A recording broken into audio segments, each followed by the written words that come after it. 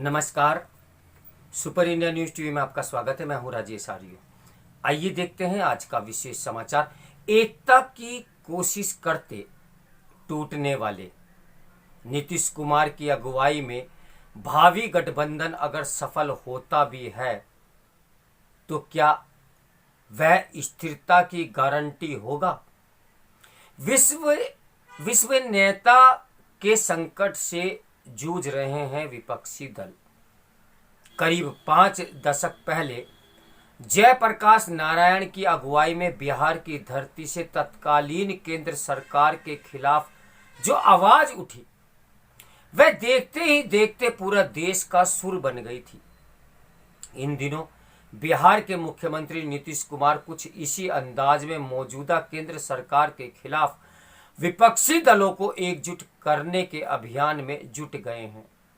उनकी कोशिश विपक्षी दलों को गोलबंद करके अगले साल के लोकसभा चुनावों में भाजपा को चुनौती देने की है। इसके लिए हाल में उन्होंने ममता बनर्जी और अखिलेश यादव से मुलाकात की। इससे पहले वे कांग्रेस के पूर्व अध्यक्ष राहुल गांधी और दिल्ली के मुख्यमंत्री अरविंद केजरीवाल से भी मिल चुके हैं। हालांकि तब के आंदोलन और आज की गोलबंदी में बुनियादी अंतर बहुत बड़ा है। नीतीश कुमार जिस गैर कांग्रेसवाद की उपज हैं, आज उसी कांग्रेस के साथ हाथ मिला रहे हैं। उनके सहयोगी तेजस्वी यादव ने तो गैर कांग्रेसवाद के दौर को देखा तक नहीं, लेकिन उनके पिता लालू यादव भी उसी गैर कांग्रेसवाद की उपज हैं। दिलचस्प तो यह है कि जो ममता बनर्जी आज बिहार के नेता के साथ मिलकर आवाज उठाती दिख रही है, उनकी राजनीतिक यात्रा कोलकाता में जयप्रकाश नारायण की कार को रोकने और उसके बोनट पर चढ़कर हंगामा करने से शुरू हुई थी।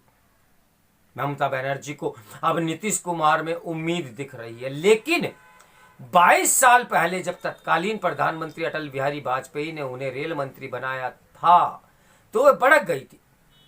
उन दिनों ममता बनर्जी यानी ममता बनाम समता का जुमला खूब प्रचलित हुआ था। तब नीतीश कुमार जॉर्ज फर्नांडिस की अगुवाई वाली समता पार्टी के भी नेता थे। राजनीतिक संबंधों की इस उलटबाजी के अतीत को जानना इसलिए जरूरी है कि क्या जो कल तक सत्ता के लिए खींचातान करते रहे वे भविष्य में उसके लिए खींचातानी से दूर रहेंगे। इसकी वजह यह है कि पूर्व में 3 बार गैर कांग्रेस दलों की सरकारें बनी। पहली सरकार 1977 में बनी, जबकि दूसरी 1989 में बनी और तीसरी 1996 में। तीनों ही सरकारों में समाजवादी धड़ा मुख्य भूमिका में रहा। पहली 2 बार भाजपा भी सहयोगी रही, लेकिन तीनों ही सरकारें अपना कार्यकाल पूरा नहीं कर सकी। दरअसल समाजवादियों ने डॉक्टर लोहिया के सुझाव सुधारो या टूट जाओ में से टूट जाओ को ही अपना ध्येय वाक्य माना। वैसे भारतीय समाजवादी राजनीति का इतिहास सुधरने के बजाय टूटने का ज्यादा रहा है।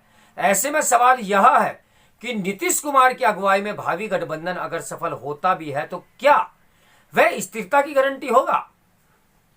अब यह भी नहीं भूलना चाहिए कि अस्थिरता की कीमत आर्थिक रूप से राष्ट्र को कहीं ज्यादा चुकानी पड़ती है।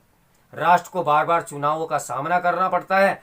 चुनावी आचार संहिता के चलते विकास कार्य कुछ महीनों के लिए रुक जाते हैं। गैर भाजपा गठबंधन में अब तक अपनी सबसे बड़ी भूमिका देख रही कांग्रेस फूक फूक कर कदम भी रख रही है।